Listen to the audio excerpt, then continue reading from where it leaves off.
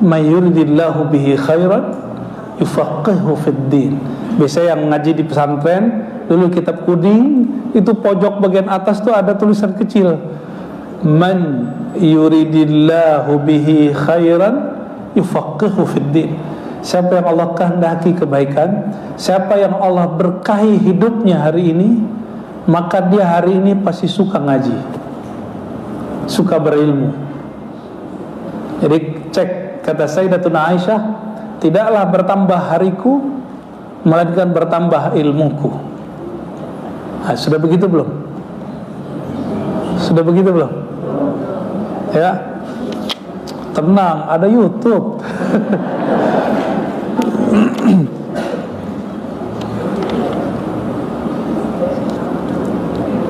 Saya diprotes oleh beberapa orang ketika kita dulu pernah mengatakan satu bab ilmu mengenal Allah lebih utama daripada 1000 sujud. Oh, ngamuk-ngamuk tuh yang ahli ibadah. Gimana ini ajaran sesat? Loh, bukan sesat. Ente nggak tahu beda dengan sesat. Ya, ini dalilnya ada. Hadis kedua di kitab ini riwayat Imam Tabarani, kualitasnya sahih, beliau mengatakan wahwa sahih, ya. Apa kata Nabi SAW dari Sayyidina Abdullah bin Amr dari Nabi SAW, qalilul ilmi khairun min kathiril ibadah. Ilmu yang sedikit mengenal Allah lebih baik daripada ibadah yang banyak. Coba dari tadi duduk sudah berapa menit? Sudah 1 jam. Coba duduk zikir 1 jam, kuat nggak? Itu hebatnya ilmu, Pak. Hebatnya ilmu meringankan badan. Biasanya duduk 15 menit itu kakinya udah kesemutan. Ini dari tadi ibu-ibu cuma beberapa orang yang kesemutan. Paling kaki gajah, sama aja. Coba duduk zikir, nggak ada orang tahan 1 jam tuh jarang, kecuali lagi suluk, lagi itikaf. Oh, di sini itikaf cuma pindah tempat tidur, ya, cuma beberapa, coba hari 1, hari pertama, kedua, oke. 1 jam pertama dia itikaf itu mesti Quran, hadis, Quran, zikir, tasbih. Tahu-tahu ada yang datang, bro, tasbih itu bid'ah, tasbihnya ditaruh, syukuran, ngantuk, tidur, pindah tempat tidur. Tapi lumayan, tadinya tidur di rumah, sekarang tidur di masjid, ya. Kalau saya udah puas tidur di surau, dari kecil saya tidur di surau, ya lumayan lah. Pindah tempat tidur, ya. Qalilul ilm, sedikit ilmu membuat orang betah. Jadi kenapa Bapak Ibu, ibu-ibu ini kepo? Karena dia pengen dapat ilmu, cuma salah pengetahuan akhirnya bentrok, ya. Jadi ada ilmu yang perlu kita tahu, ada yang enggak. Urusan-urusan yang sifatnya enggak perlu kita tahu, mending kita enggak tahu. Orang suami istri baik-baik aja sekian tahun, tapi karena salah satunya kepo urusan lakinya atau bininya, akhirnya mereka tengkar. Maka kata guru-guru kami, ada hal yang kamu enggak perlu tahu walaupun kamu menikah, walaupun kamu saudara. Jadi kita nggak perlu tahu untuk hal-hal yang kita nggak perlu tahu. Nah, Imam Al-Ghazali menyebutkan ilmu itu yang mulia. Ilmu apa yang paling bagus? Kedokteran. Bagus ya? Kalau nggak ada kedokteran, sakit gimana? Bagus ya kedokteran? Bagus benar. Ilmu arsitek bagus nggak? Handasah. Kalau nggak ada, nggak jadi masjid ini. Jalan-jalan nggak jadi, tata kota nggak bagus. Tapi jika ada negeri tata kotanya nggak bagus, berarti itu negeri nggak diurus oleh orang yang pakar tata kota. Coba bayangkan, kata Imam Ghazali, dirimu seperti suatu kota. Kalau tidak diurus, tidak diatur dengan ilmu tata kolbu, tata diri, coba bayangkan amburadurnya. Amburador, ya. Mekah Madinah itu walaupun pusat, itu kalau nggak ada Mekah Madinah, Saudi nggak tahu dia. Kita ngapain ke Saudi? Tapi itulah hebatnya negeri. Tapi Bapak Ibu kalau ke sana, kita dari tahun kapan sampai sekarang, lalu lintasnya begitu aja. watak orang Arab ketika mereka nyetir, masya Allah ya. Yang penting jangan mukul ya, mobilnya udah peot-peot ya, betul-betul amburadul, tidak mau mencerminkan mereka ini umat Nabi Muhammad SAW dalam pengertian umat yang mengikuti pola Nabi Muhammad SAW. Berantakan ya, masih rapian kita di Jakarta walaupun macet tiap hari. Kita macet tapi nggak amburadul, mereka nggak macet tapi amburadul, Pak. Ini zigzag ya, di kota suci. Jadi di kota suci orang-orang tidak berhati suci tetap saja bermasalah. Masuk masjid, iblis tetap saja iblis. Ya, benar gak? Tapi tenang ya. Masuk tempat maksiat, kalau malaikat tergoda gak? Sama ya, kira-kira begitu. Semoga kita diberikan hal-hal yang mirip dengan mereka. Amin ya rabbal alamin. Wa kafa bil mar'i fiqhan idza 'abidallah ya. Cukuplah seseorang itu disebut berpengetahuan idza abadallah. Abada berarti arafa. Jika dia kenal Allah.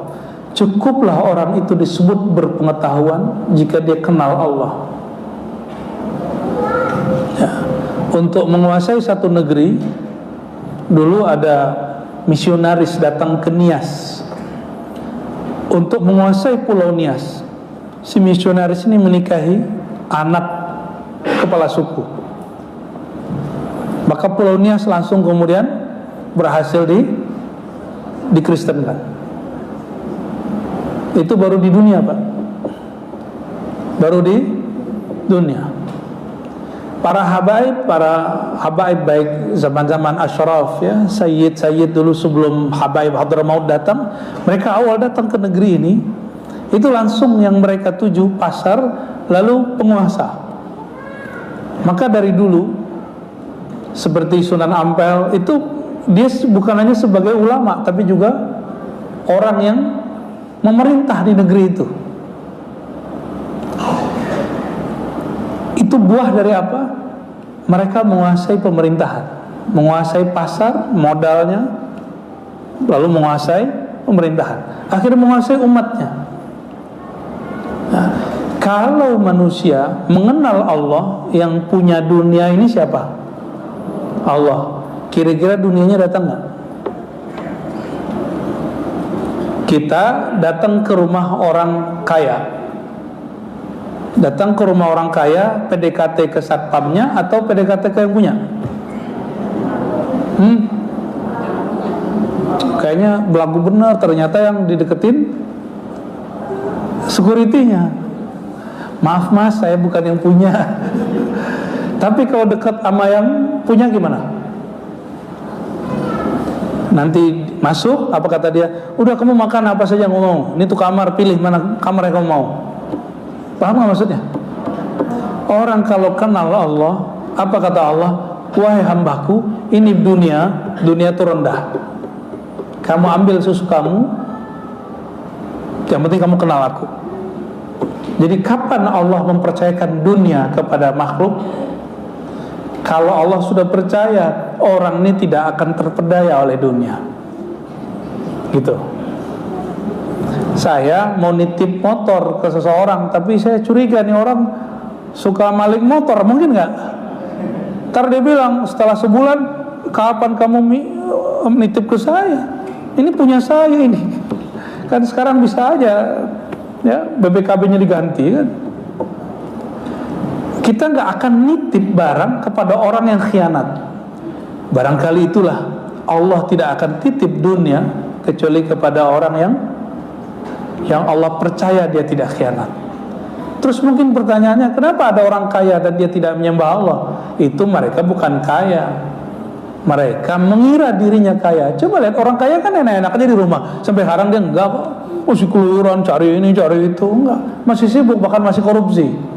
Tanda dia bukan raja dunia, tapi dia anak buahnya dunia. Kayak ada paling benar aja kita ngomong ini ya. Allahumma shalli ala Muhammad.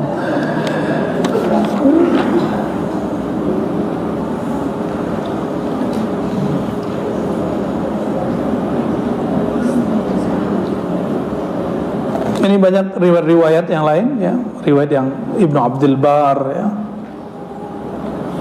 Kalau di Ibnu Abdul Bar ini Bapak Ibu, kenapa saya ngajar pakai kitab? Kata orang nggak keren ngaji pakai kitab. Yang keren itu ceramah dengan retorika yang bagus, seperti Julian MZ gitu ya. Saya bilang cuma sederhana. Bapak Ibu ini sudah nggak sempat nyantri, bener nggak? Pesantren kilat udah nggak umurnya. Lulusan pesantren kan, pesantren kilat udah nggak umurnya. Terus gimana? Kita harus buat program di masjid-masjid yang biasa dibuka di pesantren, sekarang dibuat dikemas untuk pengajian umum. Kalau pesantren itu kan nggak ada pengulangan yang banyak, kitabnya jalan terus ngalir. Coba kalau nggak pakai kitab, yang diomongin bulan lalu diomongin lagi sekarang. Bapak Ibu ngomong, kayaknya ada kaset yang diulang deh. Tapi kalau ngaji kitab, pengulangannya untuk hal yang urgent, sedangkan materinya nggak diulang. Dan itu spirit pesantren, ya. Jadi walaupun Bapak Ibu tidak pernah nyantri atau dulu pernah nyantri, yang sudah pernah nyantri silakan bernostalgia. Yang belum, kira-kira beginilah salah satu model orang ngaji di pesantren. Ini pengajian namanya pengajian pasaran. Pengajiannya nggak ada ujiannya. Kalau santri, jadi ada santri lepas, ada santri mukim. Kalau mukim ada ujiannya. Ini kalau kita uji nih Ustadz Karnali, bulan depan saya pastikan sisa 3 orang aja. Ta'allamul ilma fa inna ta'allumahu lillah khasyah.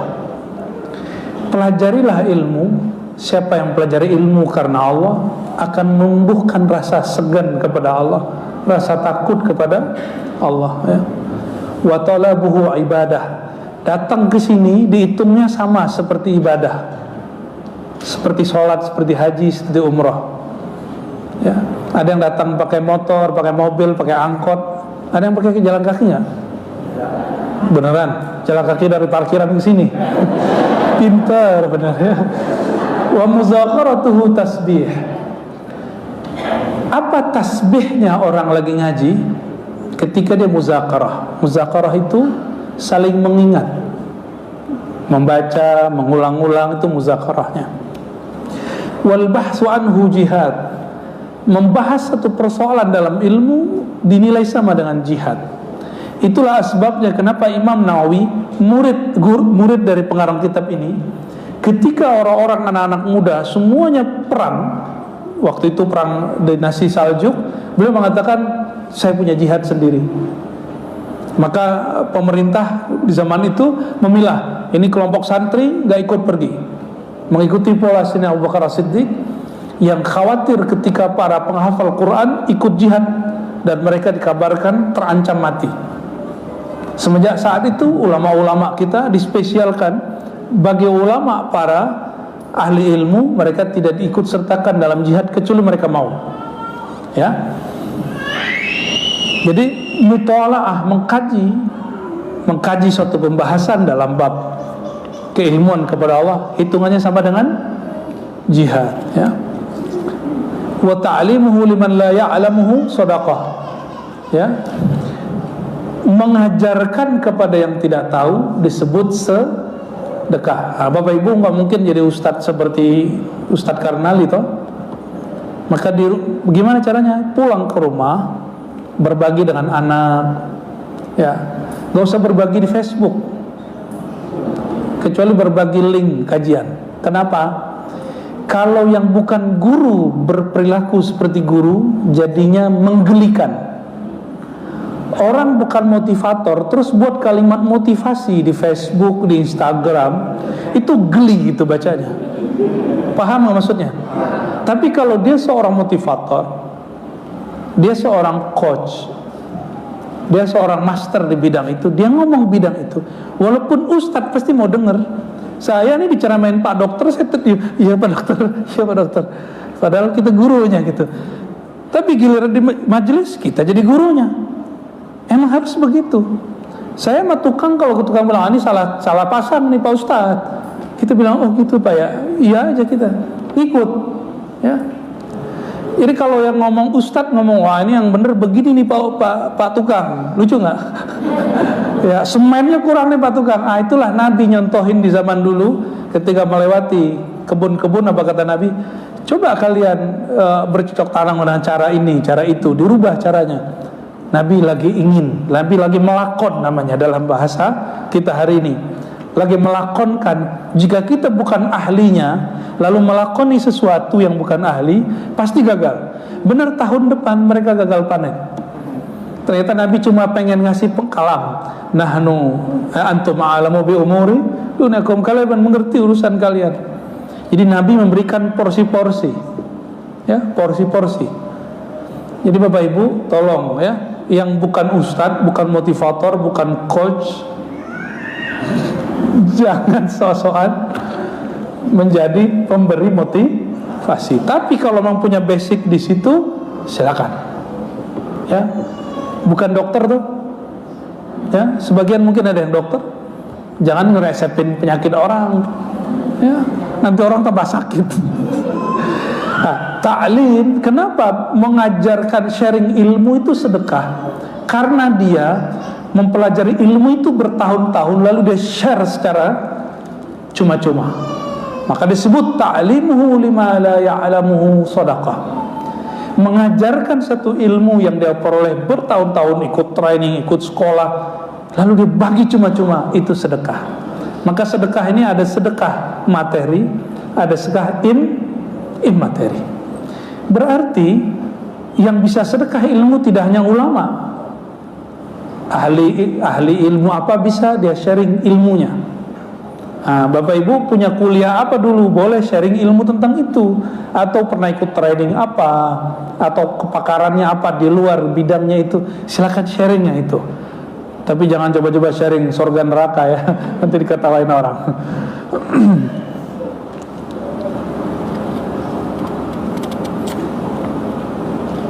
Wa bazluhu li ahlihi qurbah. Nah, ini porsi-porsi. Kita memberikan ilmu, tidak semua ilmu yang saya tahu harus saya bagi.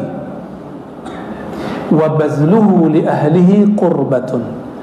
Membagi ilmu kepada orang yang pantas menerimanya itu bagian dari kedekatan rohanimu kepada Allah.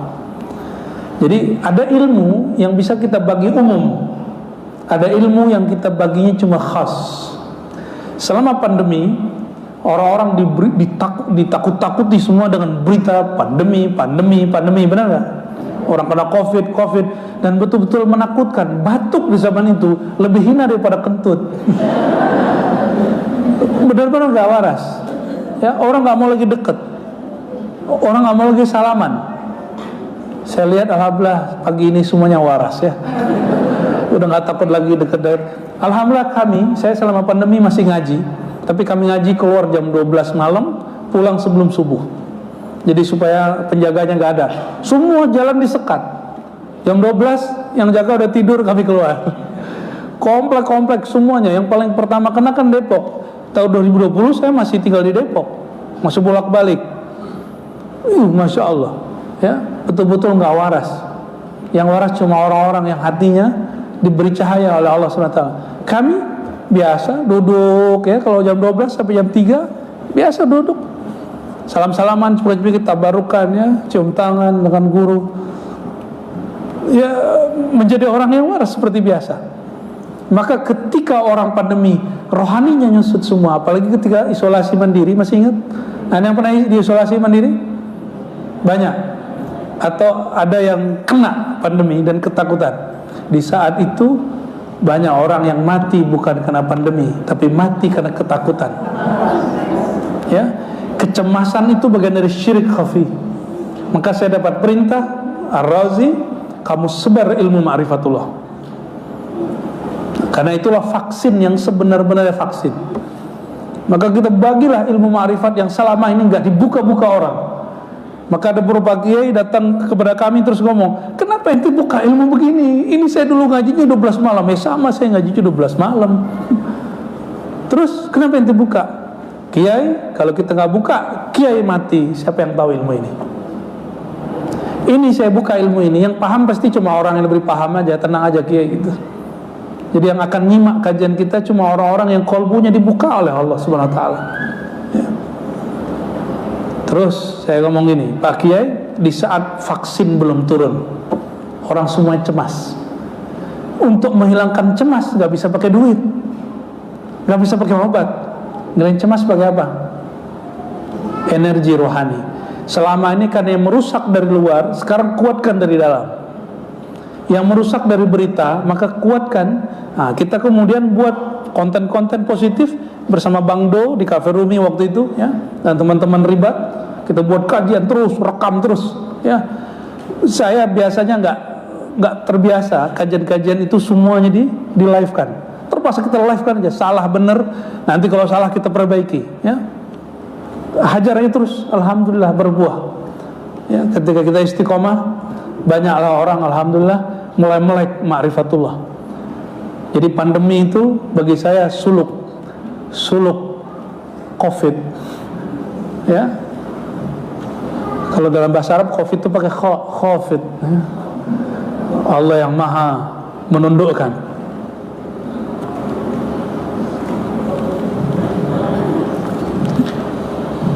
Li'annahu ma'alimul halal wal haram wa manur subul ahli jannah wa huwa al-anisu fil wahsyah. Ini panjang sekali, ya. Ini biasanya yang kajian Ihya Ulumuddin sudah membaca bagian ini. Mungkin sebagian tidak menyebutkan kualitas hadisnya. Hadis ini tidak sampai derajat sahih. Beliau mengatakan hadisnya hasan. Kata Imam Ibnu Abdul Bar, hadisnya hasan, bahwa membahas satu ilmu itu jihad, ya. Ada satu riwayat, tapi ini bukan juga riwayat yang sahih. Pernah dengar darah ulama dan darah syuhada itu lebih berat darah ulama? Nah, itu riwayat diriwayatkan oleh Imam Abu Nuaim, ya. Yuzanu yaumal qiyamati midadul ulama wa damul syuhada. Bahkan bukan darah ulama, tinta ulama. Kalau dulu ulama itu berkarya lewat tinta. Kalau sekarang mungkin lewat kajiannya, ya, lewat ceramah-ceramahnya. Tentu tinta nggak bisa dihilangkan. Insya Allah saya pun masih nulis, cuma nggak tahu bukunya bisa dibaca apa enggak. Ya, bukunya buku ada yang untuk kampus, ada yang untuk umum, ya. Silakan nanti dibaca beberapa buku saya, ya. Jadi tinta ulama sama beratnya dengan darahnya syuhada. Itu baru tinta ulama. Gimana darahnya ulama? Maka membunuh ulama itu lebih berbahaya daripada membunuh syuhada, ya. Dan sekarang cara bunuh ulama tidak dengan bunuh jiwanya, cukup bunuh karakternya, ya. Bunuh nama baik dia. Dan siapa yang membunuh nama baik ulama? Biasanya ulama juga, ulama yang iri dan dengki, ya. Yang iri dengan kiai juga. Yang membunuh nama baik ulama, kiai siapa? Kiai juga, dia merasa lapaknya diambil, ya. Nanti alasannya apa? Untuk menjaga kelurusan akidah umat. Nah, yang ada juga kelurusan dirimu, ya. Fayarjahu midadul ulama ala adami syuhada. Jangankan darah ulama, darah kiai, tintanya ulama lebih berat daripada darahnya syuhada. Nah, ini diriwayatkan dari Sayyidina Hasan Al-Basri, ya, juga dari Nabi Muhammad SAW. Tapi riwayat ini tidak sampai derajat sahih, ya. Nah, ini cukup kita katakan sebagai motivasi. Kalau orang jihad cukup dilatih beberapa bulan. Tapi kalau orang mau jadi ulama, berapa tahun melatihnya? Alhamdulillah saya nyantri 15 tahun. Bapak Ibu kuliah berapa tahun? Ya. Teman saya ada yang nyantri 20 tahun. Baru jadi ceramah dia. Ya. Saya belajar tarekat, belajar zikir dari umur 11 tahun, ikut suluk khalwat 13 tahun, baru dapat ijazah mengajarkan zikir, boleh mengajarkan zikir umur 27. Sebentar atau lama? Lama atau sangat lama? Lama sekali. Umur 13 ikut khalwat dari guru yang sama. Umur 27 baru dapat izin, ijazah mimpin zikir, mimpin suluk, baru dapat izin. Tapi dari umur 18, 19, 20, 21 itu sudah disuruh untuk praktek ngajar sama guru. Ya, itu lama umur 27. Umur 26 diijazahkan secara lisan. Dalam tradisi kami, kalau ijazah hanya lisan itu belum kuat. Tunggu turun ijazah tertulis. Tapi belum dikasih. Apa kata guru saya kepada guru yang lain? Saya lagi mau uji dia. Setahun diuji. Apakah berharap ijazah atau berharap ridha Allah Subhanahu wa taala? Ya, diuji. Nah, ini kabar baik. Al-alim wal muta'allim syarikani fil khair. Orang alim yang ngajar dengan orang yang belajar sama-sama mendapatkan keberkahan, sama-sama dapat pahala. Syarikani fil khair. Bisa nggak saya ngajarkan pada murid? Ya, jadi guru itu ada guru karena ada murid, ya. Simbiosis, ya. Maka seorang guru membutuhkan murid, seperti murid membutuhkan guru, ya. Alaikum bihadzal ilm qabla an yuqbad wa qabduhu an yurfa, ya. Satu kali baginda Rasulullah SAW berpetuah kepada Abu Umamah radhiyallahu ta'ala anhu, ya, lalu menegur beliau. Apa kata beliau? Hendaklah kamu pelajari ilmu agama ini sebelum dia diangkat, ya. Dan kabar gembiranya Bapak Ibu, dulu ulama kita sebelum tahun 90-an masih ngaji ke Mekah, karena masih ada Syekh Yasin Al-Fadani. Bahkan sampai tahun 2000-an masih ada Abu Yasaid Muhammad Alwi Al-Maliki di Mekah. Sekarang karena meninggal beliau dan kemudian madrasah-madrasah sunni, ahlu sunnah sudah tidak diizinkan lagi di Mekah. Terakhir yang diizinkan madrasah Saulatiyah, ya. Di Indonesia Saulatiyah ini banyak diikuti oleh orang-orang Lombok. Ke Lombok ada namanya Nahdlatul Watan. Itu pendirinya dulu lulusan madrasah di Mekah setingkat S1 sebenarnya, SMA, S1 sampai S1, namanya Madrasah Saulatiyah. Madrasah Saulatiyah sekarang ditutup oleh pemerintah Wahabi, pemerintah yang pro kepada Wahabi. Dibuat alibi apa supaya dia dilarang. Syekh Muhammad Yasin Al-Fadani sudah ditutup madrasahnya tahun 80-an, saya ingat, ya, 80-an akhir. Udah ditutup. Terus kemana lagi orang-orang kita ngaji? Kalau nggak ke Mesir, mereka ngaji ke Yaman. Benar nggak? 1-2 ke Maroko, ke Tunis, ke Irak, tapi nggak banyak. Tapi mereka lupa ngaji di Pulau Jawa itu sebenarnya juga luar biasa. Cuma sayangnya pesantren-pesantren kita tidak ngajar dalam bahasa Arab. Padahal kitab yang dikaji sama. Di Jawa itu Bapak Ibu ada orang hafal Quran dan tafsirnya sekaligus. Di Jawa itu ada orang yang hafal kitab hikam, nggak perlu bawa kitab kalau ngajar. Yang hafal kitab Jam'ul Jawami, jadi kalau ngajar Ihya Ulumuddin 4 jilid, nanya, sekarang kita bab apa? Kata muridnya, kita sekarang bab zuhud, Pak Kiai. Langsung ikhra. Dia lihat kitab. Murid baca, dia tahu, salah. Tapi pakai bahasa Jawa, pakai bahasa Madura, ya. Insya Allah kalau ada pesantren-pesantren ini mulai ngajar dalam bahasa Arab yang fusha, yang fasih, orang-orang di Timur Tengah, di India akan mulai melirik dan ngaji ke sini. Coba Yaman ini meninggal Al Habib Omar, kita nggak tahu lagi, ya, nggak tahu lagi nanti gimana.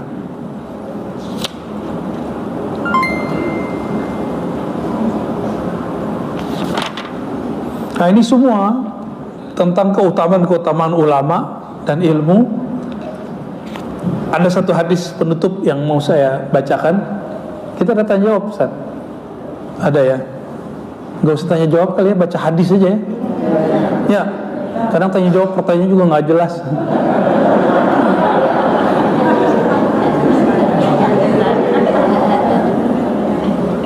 Beliau ini menyebut orang alim itu sebagai pewarisnya.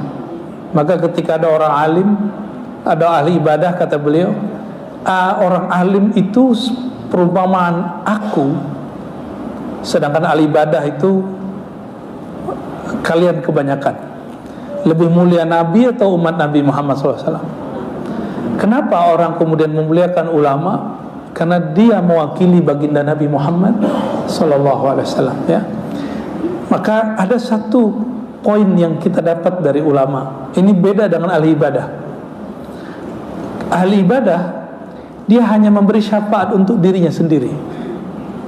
Tapi ahli ilmu, dalam riwayat Imam Asbihani dalam kitab At-Targhib At-Tarhib, ya, Nabi SAW bersabda, yub'atsul alimu wal abid. Nanti di hari akhirat, di padang mahsyar, orang alim dibangkitkan, orang ahli ibadah, ahli sholat, ahli zikir, ahli sedekah, ahli haji umrah dibangkitkan, ahli puasa dibangkitkan semua. Lalu apa kata Allah Ta'ala? Wahai malaikat, katakan kepada ahli ibadah, udkhul jannah. Kalian ahli ibadah masuk surga. Masuk surga lah semua. Tapi orang alim belum. Tunggu dulu, ente belum, belakangan. Dia udah ketakutan, ya apaan ya. Orang alim yang nggak tahu hadis ini. Kan ada juga orang alim nggak tahu hadis ini, Pak. Lalu setelah semua ahli ibadah itu diperintah, kamu semua ahli ibadah masuk surga, yang alim mikul, loh, saya salah ilmu bagaimana? Lalu dipanggil, wahai orang alim berdiri. Suruh orang alim berdiri. Apa kata Allah Ta'ala? Qif hatta tashfa'in nas. Wahai ahli ilmu, kalian tahanlah, berdirilah dahulu, tahan, jangan masuk dulu ke surga. Qif, tahan dulu dirimu, tashfa' linnas, berilah syafaat kepada annas, murid-muridmu, jamaah-jamaahmu, orang-orang yang baik kepadamu, yang engkau baik kepada mereka, orang-orang yang dulu punya hubungan denganmu. Maka disebut annas di situ pakai alif lam, bukan hatta tashfa'a nasan, tapi tashfa'un nas pakai alif lam. An-nas berarti orang-orang yang dulu ada hubungan rohani dengan beliau. Itu sebabnya guru-guru kita dari dahulu punya amalan namanya sawan kepada guru, ya. Tapi jangan sawan dulu ke saya belum pantas disawanin ya. Ke yang sepuh-sepuh dulu, yang alim-alim dulu, ya. Kalau kami ini masih muda, masih banyak dosa, ya. Salaman nama saya nggak berkah amat lah, ya. Sama yang sepuh-sepuh dulu, sama yang alim-alim, kiai-kiai yang mereka sudah puluhan tahun mengabdikan dirinya untuk umat, ya. Yang mereka sudah puluhan tahun, tiba-tiba anak-anak baru hijrah 3 bulan terus ngomong, itu kiai ahli bid'ah. Dan dia nggak pernah marah itu kiai. Malah kiai doakan, ya Allah, itu santriku suul adab, tolong maafi dia. Nah, ini orang-orang yang bisa memberi syafaat.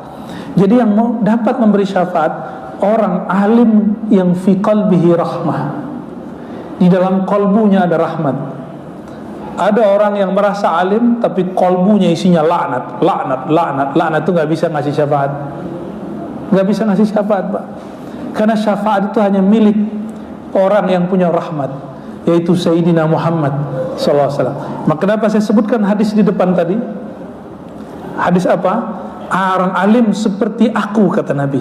Al-alim, fadlul alim alal abid kafadli ala sairikum. Keutamaan orang alim dibandingkan ahli ibadah seperti keutamaan aku dibandingkan umatku. Nabi boleh memberi syafaat kepada mereka karena Nabi di kolbunya ada rahmat. Itulah rahmatan lil alamin. Ya, ayah ibu nggak bisa ngasih syafaat buat anak kalau nggak pakai rahmat. ya, kurang-kurangi marah yang nggak tepat kepada anak. Ya, guru juga sama, ngancam-ngancam murid mulu kerjaannya, ya. Sesekali kayak kasih kabar gembira kepada murid, ya. Besarkan hati murid dengan mengenal Allah Subhanahu wa ta'ala, ya. Jangan dipisahkan antara kajian surga neraka dengan mengenal nama Allah, ya. Sehingga surga neraka itu bukan suatu yang mesti kemudian dikatakan oleh orang-orang jahil di kalangan sebagian yang ngaku sufi, tapi itu bukan sufi. Apa kata dia? Saya tidak berharap surga, saya nggak takut neraka. Gaya bener ini orang, ya. Covid aja ketakutan kok. Bawa ke imigrasi aja takut. Di imigrasi ditahan dikit, keringetan. Ustadz aja mau buang air kecil di imigrasi, Pak. Ini ada orang ngomong gitu. Dia baca kitab Al-Hikam tapi tidak berdasarkan ilmunya, sehingga dia mengatakan apa? Saya nggak perlu surga neraka. Belajar tarekat kalau nggak belajar ilmu ini bahaya. Belajar tasawuf tidak belajar bab akidah dengan benar, itu bahayanya. Akhirnya menghina surga dan neraka. Padahal surga neraka itu adalah pengejawantahan daripada rahmat, jalal, jamalnya Allah Subhanahu wa ta'ala. Ya, jangan dipisah-pisahkan. Yang suruh kita rindu surga karena Allah, yang suruh kita takut neraka karena Allah, bukan karena nerakanya, bukan karena surganya. Begitu orang ngaji hikam yang tepat, ya. Nah, seperti ini orang alim. Apa kata Allah? Ahli ibadah masuk surga. Senangnya ahli ibadah, ya. Mohon maaf, kajian-kajian kita selama ini ketika menghadapi akhir zaman, orang sering ngomong perbanyak ibadah, perbanyak ibadah. Orang awam kalau berpikir ibadah, ibadahnya apa? Sholat. Akhirnya bapak ibu kalau marahin anak pasti usah sholat. Tapi siapa yang marahin anaknya urusan ilmu? Jarang, ya. Jarang orang yang marahin anaknya urusan ilmu. Ibadah itu coba lihat, masa pandemi ahli tahajud kemana? Ketakutan semua, Pak. Orang yang tadi biasa ke subuh banyak yang takut ke subuh, datang ke masjid itu takut. Kenapa? Karena dia cuma membangun kerajinan ibadah. Betul-betul rajin kalau ibadah sudah, ya. Tapi kalau bab ilmu enggak. Nah, yang disembah itu kurang dikenal, sehingga candu beribadahnya enggak bersifat permanen. Jadi kenapa orang alim itu luar biasa? Orang alim itu dia candu mengenal Allah. Dia asyik beribadah walaupun sesaat. Makan kerupuk 1 truk sama makan ayam 1 ekor, pilih mana? Mending ayam. Ya, paham maksudnya? Ada orang kualitasnya banyak, 1 truk lah kira-kira ibadahnya, tapi tidak mengenyangkan, malah kolesterol. Bapak ibu ya, makan Allah. Inilah rahasia sirnya ulama. Ini bukan semua kiai loh, ya. Ini cuma ulama yang takut kepada Allah, yang di kolbunya ada perbendarahan nama-nama dan sifat-sifat Allah Subhanahu wa ta'ala, ya.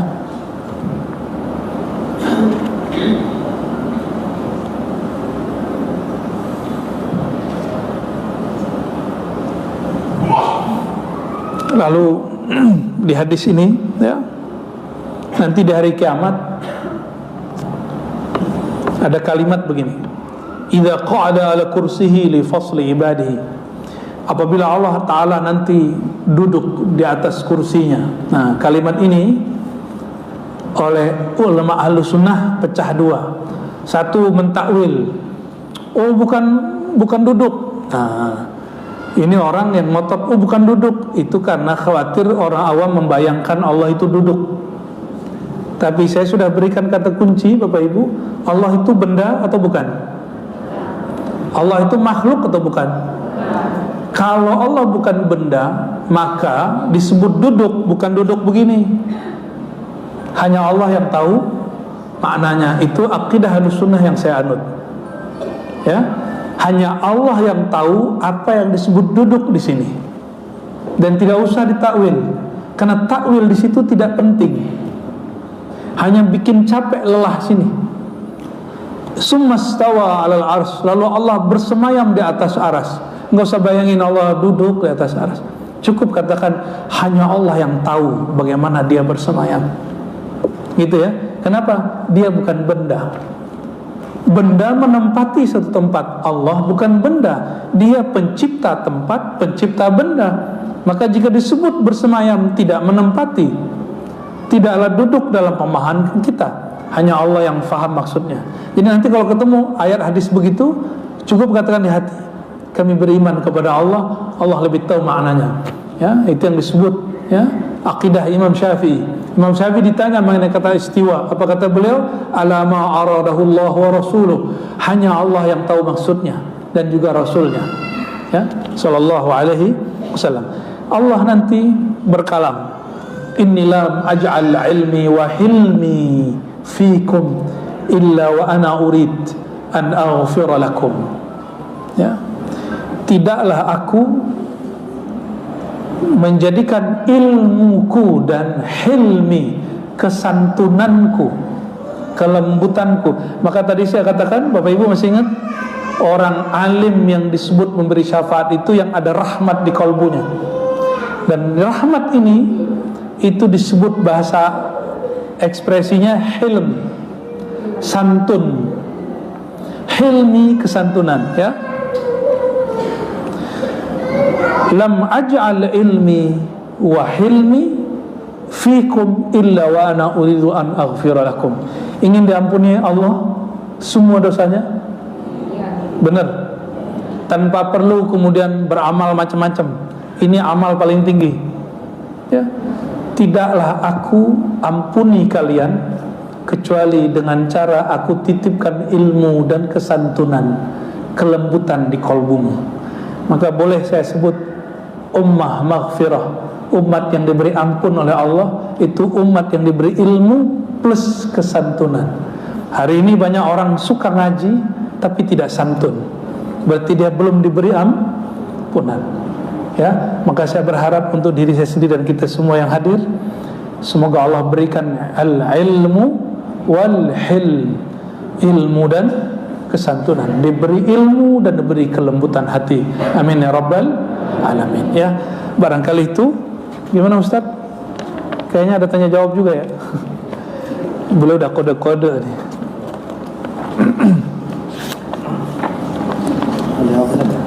Fadal. Di bulan depan kalau saya nggak kemana-mana, nanti kita mulai dari amalan paling basic apa? Sebelum sholat kita ngapain? Nah, nanti mulai dari keutamaan berwudu, apa rahasia berwudu, nanti tekniknya, ya.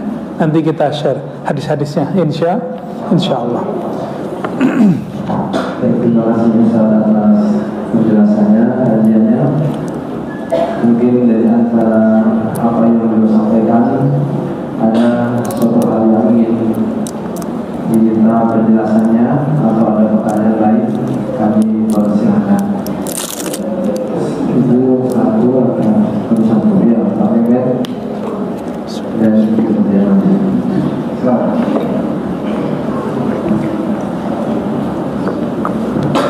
Assalamualaikum warahmatullahi wabarakatuh.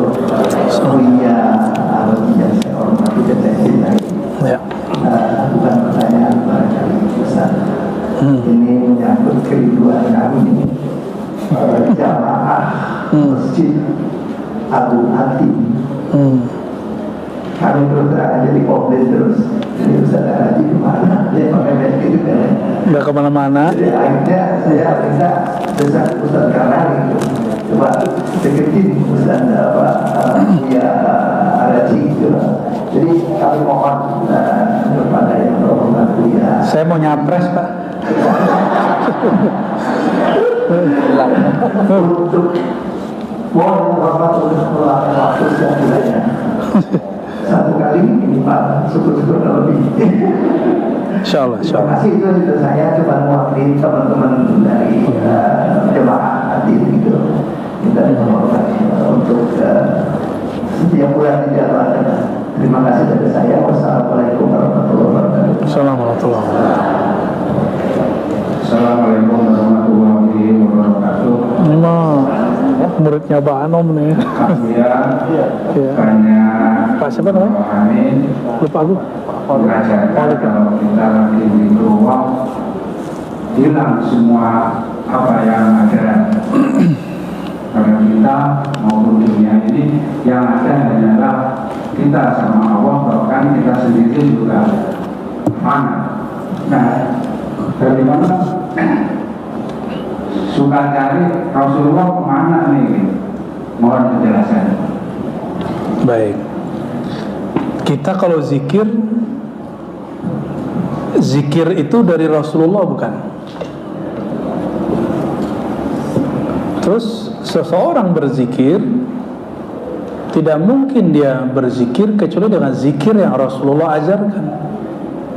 Oleh karenanya, jika seseorang asyik dalam berzikir, itu adalah sirnya Rasulullah SAW. Jadi Rasulullah di mana saat kita berzikir? Yang kemana-mana. Rasa itu rasa yang bersumber dari warisan kolbu Rasulullah SAW. Itulah asbabnya dalam ilmu yang kita peroleh dari guru-guru mulia, bersolawat itu hukumnya wajib, bukan sunat. Sunat itu khitan aja Pak. Solawat itu wajib. Kenapa? Yang bikin kita kenal Quran siapa? Kalau Rasulullah nggak warisi, ada nggak Quran? Quran itu turun ke siapa? Ya, yang ada perintah di Quran, wahai orang beriman, uzkurullaha dzikran katsira. Berzikirlah sebanyak-banyaknya. Itu perintah turunnya kepada siapa? Maka kalau ada orang berzikir tapi tidak mulai menyapa baginda Rasulullah SAW, dia su'ul adab. Pasti Bapak kalau diajarin guru, Banom atau wakil talqin siapa, ya pasti diajarin sholawat dulu, benar nggak? Habis syahadat istighfar, sholawat dulu. Kalau nggak batal. Jika lupa, baca di akhir. Baca di mana? Di akhir. Kan nanti kita sebelum penutup, nanti kita baca sholawat Nurul Mubin sama-sama ya, pasti udah hafal semua. Sallallahu Rabbuna ala Nuril Mubin itu ya. Nanti kita baca. Kali tadi ada yang saya sebut nama baginda Nabi Muhammad SAW, dia tidak bersolawat kepada beliau, maka tertutup, terbalas, terkafarahkan dengan solawat bersama-sama. Dan itu tidak bid'ah. Itu amalan ulama Mekah. Ulama Mekah kalau habis ngaji dulu, mereka kalau habis ngaji pasti solawatan, atau baca doa, yang sudah ada bait-baitnya. Ya. Macam-macam ya. Syekh Yasin itu kalau habis ngaji itu ada doa yang sudah dibuat bait. Itu di Mekah. Syekh Muhammad juga begitu, Syekh Ismail Zain juga sama. Sebelum-sebelumnya ada guru-guru mereka, Syekh Hasan Masyad juga sama. Begitu cara mereka. Jadi Bapak sebelum zikir minta izin dulu kepada Zat Allah yang memerintahkan Rasulullah. Berarti minta izin kepada Rasulullah. Ya wajib hukumnya. Kalau nggak zikirnya nggak usul, itu namanya nanti halu. Jadi zikir yang tidak ada salawatnya pasti halu. Tahu halu? Halusinasi. Ya. Pengalaman rohani itu ada. Karena alam kita ini banyak. Ada alam rohani, ada alam misal, alam perumpamaan, ada alam zikir, ada alam salawat, ada alam rasa. Itu nanti diberi, ya. Jadi nggak usah khawatir Pak ya. Dimulai dengan salawat.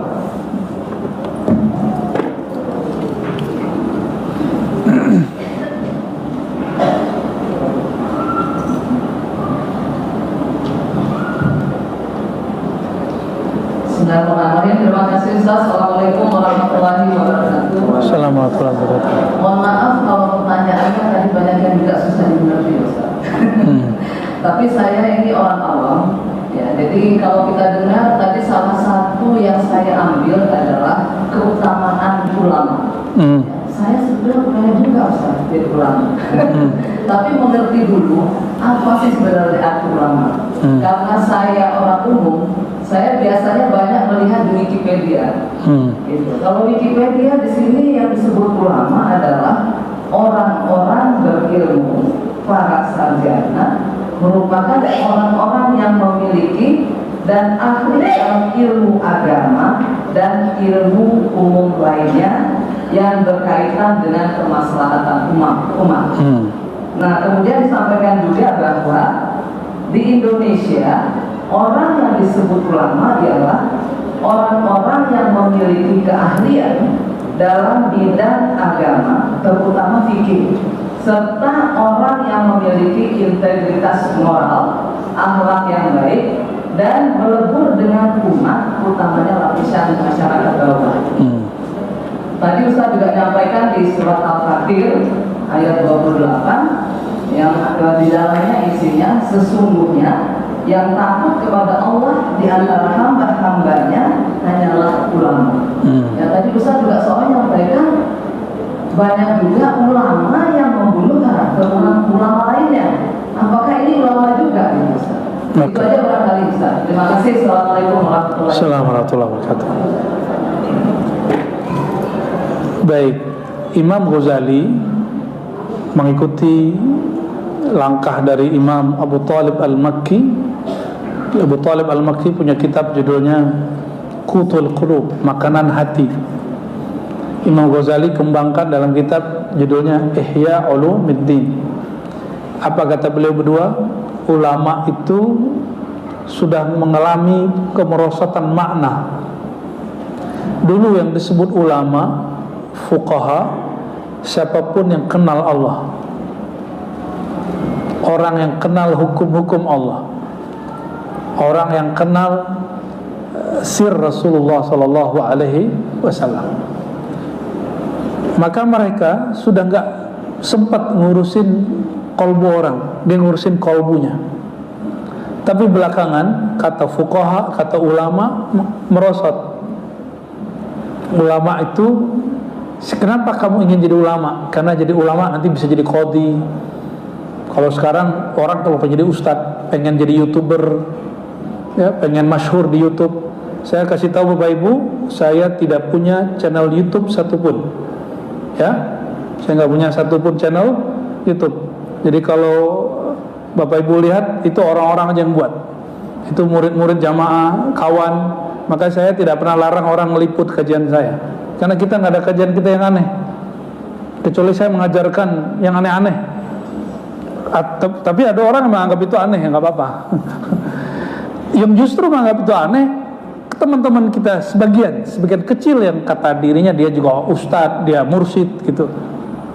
Tapi mursyid yang lain aman, jamaah mana-mana aja. Yang paling lucu apa? Saya disidang oleh beberapa orang secara tertutup. Kamu kenapa buka kajian berat-berat? Saya tanya, berat kenapa Kiai? Saya panggillah murid saya itu yang paling awam. Kamu sini. Kamu ngerti nggak kajian saya itu apa? Oh, ngerti banget Bu ya. Berarti kita lanjut nih ngaji. Kata Kiai Syanu berat. Kalau ada berat-berat itu berat, mungkin dia aja yang iri sama Buya katanya. Wah, ente mau ngadu-ngadu aneh mau Buya sama ulama, mau ustadz nih. Enggak, jadi kita ada ulama-ulama memang sebagian menganggap kajian-kajian tertentu itu ada kelas-kelasnya. Ya. Tapi itu kan zaman dulu. Ilmu ini sekarang udah banyak dibagi di YouTube. Ilmu-ilmu kebatinan. Apabila kita tidak buka kebatinan yang juga pernah dibuka baginda Rasulullah SAW, nanti orang mengira dia sudah masuk ke alam rohani, ternyata halu. Maka kita wajib buka bagian yang ini. Ya, tetap saja nanti harus ada pembimbingnya. Lalu kenapa ada ulama membunuh karakter ulama? Kata Imam Ghazali, karena ulama itu bukan seperti ulama yang disebut Nabi atau Quran. Ulama yang disebut dalam Al-Quran, yang disebut dalam hadis-hadis Nabi, itu gak mungkin dia sibuk dengan aib temennya. Saya nih mau nasihatin Ustadz Karnali, gak mungkin di hadapan dia. Gak mungkin juga mau mempermalukan dia di luar. Ulama itu pasti takut bergunjing. Ulama itu pasti takut jelek-jelekin orang lain. Itu yang ulama hakiki. Karena dia takut satu huruf yang dia tulis di media sosialnya, satu kalam yang dikalamkan dalam taklim-taklimnya, itu dihisap. Ya, kan tintanya ulama lebih berat daripada syuhada. Sama status yang ditulis-tulis oleh kiai ustadz, jika itu isinya provokasi kebencian, itu lebih berat daripada mujahid-mujahid. Kalau mujahid dosa, orang awam dosa, beda loh dengan ulama. Coba Bapak Ibu jelekin temen, beda loh kalau kiai jelekin temennya. Kalau kiai jelekin temennya, pasti ada pengikut dia, pasti ada nggak ngikut dia. Sesesat-sesatnya, kata orangnya, Ahmad Ahmadiyah, ada pengikutnya nggak? Ada. Ngaku Nabi, ada pengikutnya. Ahmad Musoddek, nabinya Betawi, Nabi ke-26 tuh Pak Mehmet tuh, orang Cirebon belumnya Nabi ya. Itu ada pengikutnya nggak? Ada pengikutnya, apalagi kiai. Jamaah itu nggak semuanya kolbunya terdidik. Ada yang dia masih bawa karakter beringas, maka dia senang kiainya kalau marah-marah. Ini baru kiai gua nih. Tapi kalau dia sudah dididik, udah lembut, baru dia bingung kalau kiainya masih keras. Ya, paham maksudnya? Jadi kenapa ada orang iri ingin menghancurkan karakter orang lain? Karena dia menganggap orang itu mengganggu lapaknya dia. Hati-hati. Benar gak? Lapaknya kiai apa? Mohon maaf, ini bahasa kasar aja. Lapaknya kiai apa? Pengajian jamaahnya. Betul gak? Kalau si kiai menjadikan itu sebagai tujuan dia, ya, udah capek-capek buat channel YouTube, ya kan, udah pakai sosial media canggih, bukan main, yang hadir cuma berapa orang viewer, ya kenapa? Karena dia ingin mengangkat dirinya, sedangkan Allah hanya mengangkat sir Nabi Muhammad SAW. Jadi nggak usah iri sama orang yang masyhur, karena orang yang masyhur tidaklah dia masyhur dengan dirinya, tapi dia masyhur karena dimasyhurkan Allah. Asbab di dalam dirinya ada sir Nabi Muhammad SAW. Itu yang disebut di hadis tadi, fadli, ya, al fadlul alim alal abid ka fadli ala sairikum. Keutamaanku, kemasyhuranku, ya, itu diturunkan kepada orang alim. Inilah kelebihan orang alim melebihi orang-orang biasa. Oh, saya kan juga bertorikot, Ustaz. Kamu baru diajarkan ibadah torikot, belum ilmu torikoh. Jadi kenapa ada torikoh yang masyhur, ada torikoh yang gak masyhur? Karena mursyidnya, ada mursyid ahli ibadah, ada mursyid ahli ilmu, itu beda. Ilmu di sini tidak hanya ilmu kuliah atau pesantren, tapi ilmu yang Allah titipkan dalam kalbunya. Meskipun dia nggak nyantri, meskipun dia nggak kuliah, tapi jika Allah titipkan satu sir di kalbunya, pasti Allah angkat dia. Coba lihat di Indonesia, siapa nggak kenal Abah Anom? Dia kuliah di Mesir. Apakah beliau kuliah di Yaman, ngaji di Yaman? Enggak. Orang produk lokal. Pengikutnya melebihi masyayikh-masyayikh yang ngaji di Arab. Kok bisa? Karena di kolbunya ada sir Nabi yang diutus di Arab. Jadi kita nggak perlu mengarabisasi kajian kita, ya. Ini saya pakai gamis ini bukan lagi pengen Arab-Arab. Tadi mau pakai, biasanya gue pakai sarung, gue pakai gamis. Tapi eman udah beli selusin kemarin. Di Mekah bingung mau beli apa ya, beli aja selusin. Ya nggak dipakai kan eman, tetap aja dalamnya sarung. Dalamnya Nusantara. Allahumma sholli ala sayyidina Muhammad. Jadi Bapak Ibu perempuan irinya mah siapa? Perempuan. Istri irinya mah istri-istri. Ya. Kiai irinya mah kiai. Coba Ustadz, mohon maaf Ustadz, ada jadwal ceramah di Masjid At-Tin 3, dikurangi sisa 2, nyesek loh. Nyesek kalau kolbunya nggak ada cahaya. Kalau kolbunya nggak ada cahaya. Tapi kalau kolbunya bercahaya, apa kata beliau? Alhamdulillah, tugasku berkurang. Pasti begitu. Walaupun awalnya kaget. Kaget juga ya. Capek-capek yang posting kajian ya. share kajian sendiri, posting sendiri, share sendiri, rekam sendiri. Ya kenapa Allah tidak angkat? Karena kamu ingin terkenal, ingin ambil batin zahirnya Allah, tapi tidak ambil sirnya Allah Subhanahu wa ta'ala, ya. Nggak enak kok Bapak Ibu, ya. Jadi orang yang dimasyhurkan tuh nggak selalu enak, ya. Nggak bisa makan warteg, udah nggak bisa apa, nggak bisa.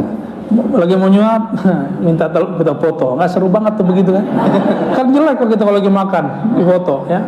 Tapi ya begitu orang muhibbin nggak ada cerita. Oh, muhibbin itu syaghalahul hub, orang yang sudah disibukkan rasa cinta, adabnya hilang. Yang dicintai mesti dia paham apa adab dia. Orang nggak mencintai engkau karena engkau, tapi karena dalam dirimu ada sir Nabi Muhammad SAW.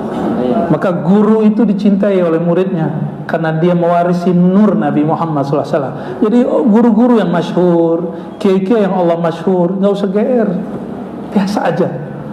Jadi orang biasa aja. Nggak usah juga kemudian takut copot kopiah, takut nggak disebut kiai, biasa aja, ya. Santai aja hidup. Rasulullah itu relax. Siapa yang nggak kenal Rasulullah? Jangankan orang, itu pohon aja nyapa beliau, minta kalau ada sekarang foto selfie, itu pohon minta foto selfie tuh. Rasulullah jalan, pohon langsung diluk, baca salam, Assalamualaikum ya Sayyidi ya Rasulullah. Batu dilewatin, ngucapin salam. Pasir-pasir bergetar, ikan nyapa Rasulullah. Jadi jangankan orang, hewan, binatang, tumbuhan minta selfie dengan Rasulullah SAW. Kita ini belum seberapa. Jadi beliau itulah yang betul-betul disebut artis langit dan bumi. Yang betul-betul viral itu Rasulullah. Maka tidak adalah kemasyhuran viral di muka bumi ini kecuali dia dapat satu percikan Rasulullah SAW. Hatta artis-artis, mungkin karena indah wajahnya, itu kan dari wajahnya Rasulullah SAW. Suaranya bagus itu kan dari nur suaranya Rasulullah SAW. Kata Nabi SAW, itu Yusuf, masih ingat riwayat ini? Jamal Yusuf nisfu jamali. Indahnya Yusuf, gagahnya Yusuf, tampannya Yusuf itu baru separuh dari keindahanku. Jadi keindahan Rasulullah diberikan kepadanya separuh. Gimana kira-kira? Ya, gantengan Ustaz Karnali saya. Ya, menurut istrinya ya Ustaz Karnali ya kan gitu. Itu gantengnya dari mana? Percikan 0,0000 sekian dari Rasulullah SAW. Maka kalau Bapak Ibu lahir anaknya cantik atau kitanya diberi wajah yang bagus, kita kagum ke wajah ini atau berterima kasih kepada baginda Rasulullah SAW. Jadi nggak ada di tubuh ini kecuali warisan-warisan dari nur beliau, sir beliau, semuanya. Ya, hatta Nabi Yusuf lahir lebih dulu Nabi Yusuf, tapi indahnya indah Nabi Muhammad SAW. Nabi Adam lebih dulu lahir, lebih dulu diciptakan, tapi ilmu Nabi Adam itu ilmu Nabi Muhammad Sallallahu Alaihi Wasallam. Ya, ini pesan untuk diri saya sendiri dan siapapun yang berdakwah, ya, yang dimasyhurkan ataupun yang tidak dimasyhurkan Allah Subhanahu Wa Taala. Barangkali itu Bapak Ibu, ya. Khalas, cukup. Terima kasih atas penjelasannya. Alhamdulillah sudah cukup akhir. Nanti Ustaz mohon doa dan informasi Bapak sekalian, kita di Masjid Al-Habib kajian kuliah Jumat setiap Sabtu dan Ahad, ya, setiap Sabtu dan Ahad jam 8 sampai jam 10, ya. Itu juga sering mengisi kita dan mudah-mudahan video bisa menyisikan waktu 11 kali di hari Insyaallah. Kita kan mau mulai pengajian yang dari dulu, ya, langkah baiknya kalau kita mulai dari sejak dulu sekarang dari sini. Oke, nanti ada di situ ya, insyaallah ya. Ya, terima kasih. Nanti akan dibahas dari dasar, ya. Dari dasarnya, dari dulu hingga dasarnya. Yuk sekalian saja dan mudah-mudahan beliau bisa mengisi di depan. Ya. Insyaallah. Kalau keluar kota susah saja. Baliknya susah. Ya. Dan sekarang kita ikuti doa dari beliau dan Sabtu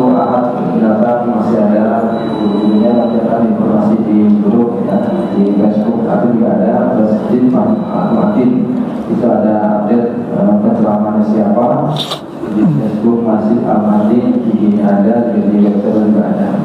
Baik, silakan untuk lebih doa. Baik, ikuti ya. Asyhadu an la ilaha illallah. Ayo sama-sama. Asyhadu an la ilaha illallah wa asyhadu anna Muhammadar Rasulullah. Wa asyhadu anna Muhammadar Rasulullah. Ya Allah, ikuti ya Allah. Ya Allah, aku bersaksi aku bersaksi tubuhku, diriku, tulangku, dagingku, darahku, kulitku, rambutku, dari ujung ubun-ubunku sampai kakiku adalah ciptaan Engkau, dari nur Engkau, Nurullah, Nur Muhammad sallallahu alaihi wasallam. Ya Allah, terimalah kami menjadi umat Nabi Muhammad sallallahu alaihi wasallam. Ya Sayyidana ya Rasulullah, wahai ruhaniyah baginda Rasulullah, terimalah kami sebagai umat Engkau. Syafaatkanlah kami di dunia, di akhirat. Amin ya rabbal alamin. Al-Fatihah. Bismillahirrahmanirrahim. Allahumma rahmanir rahim ya karim ya azim. Salli wa sallim wa barik ala sayyidina Muhammad. Ya Allah yang maha mendengar, ya Allah yang tidak berjarak dari kami, yang mengatakan dirinya qarib, aku sangat dekat. Ampunkan diri kami ya Allah. Ighfir lana dzunubana. Ampunkan diri kami ya Allah yang sering alfa dan lupa bahwa Engkau benar-benar dekat. Ampunkan tiadanya kesadaran ini ya Allah. Allahumma ya Allah, ya man huwa alimun bidzatis sudur, wahai yang maha tahu isi hati kami, yang tahu isi pikiran kami, yang tahu apa yang tergores di dalam jiwa kami. Ampunkan ya Allah apapun yang tersimpan di dalam kolbu kami. Ampunkan juga ya Allah jika di kolbu ini tersimpan satu noda kegelapan, satu noda dosa, satu kesilapan. Allahumma ya man huwa alimun bidzatis sudur, ya Allah yang maha tahu isi hati kami, ampunkan semua pengkhianatan kami kepada Engkau. Ampunkan semua kemaksiatan kami kepada Engkau. Allahumma ya afuun ya ghafar ya ghafur. Maafkan meskipun dosa kami ada di setiap anggota tubuh kami. Ada pada mata yang memandang, ampunkan dosa kami pada mata yang memandang. Ampunkan dosa kami pada telinga yang mendengar. Ampunkan lisan kami pada lisan yang berkata-kata tapi tidak memperhatikan apakah kata-kata ini menyakitkan atau tidak. Ampunkan tangan kaki kami, ampunkan perut dan kemaluan kami, ampunkan isi hati kami. Ampunkan ya Allah, terkadang terbersit di hati ini lebih bersih dari kawan kami. Ampunkan hati kami ya Allah, kadang sering terbersit, kami merasa lebih alim daripada orang yang ada di depan dan kiri kanan kami. Ya Allah yang maha tahu rasa dalam hati kami, ya Allah, tapi sebenarnya rasa bertuhan kepada Engkau sangatlah kurang. Maka ya Allah, inna nas'aluka ma'rifatak. Mohon ya Allah, anugerahi diri kami rasa mengenal Engkau, sebagaimana Engkau memberikan rasa itu kepada baginda Rasulullah SAW, sebagaimana Engkau memberikan kepada sahabat-sahabat Rasulullah, para tabi'in, tabi'ut tabi'in, dan ulama dan guru-guru kami. Allahumma ya Allah, kami tidak pantas meminta surgamu karena amal kami tiadalah sempurna. Salat kami juga tidaklah khusyuk, sedekah kami juga tidaklah ikhlas, haji kami belum tentulah mabrur, umrah kami belum tentulah makbul, kajian kami belum tentu juga Engkau ridhai. Namun ya Allah, rahmat-Mu lebih luas daripada kemarahan, kemurkaan-Mu. Maka cukuplah rahmat Engkau ya Allah yang kami harapkan. Fa nas'aluka rahmataka ya arhamar rahimin.